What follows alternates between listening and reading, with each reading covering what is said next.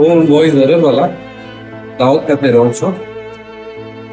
15 દિવસ પહેલા મારા ફાધરનું એક્સિડન્ટ ગોધરાડ ખાતે એમને ટુ વ્હીલર લઈને નીકળતા હતા અને પછી બસે એમને પાછળથી ટક્કર મારી.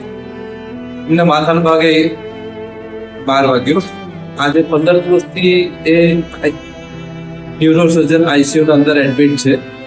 આજે પણ વેન્ટિલેટર પર એ સફર કરી ગયા છે. આજે મારા ફાધરે હેલ્મેટ પહેર્યું હતું તો કદાચ આજે માથાના ભાગે ઈજા થઈ, કદાચ એના અંદર આટલું વિકટ પરિસ્થિતિની અંદર હું ના ઉભો રહ્યો.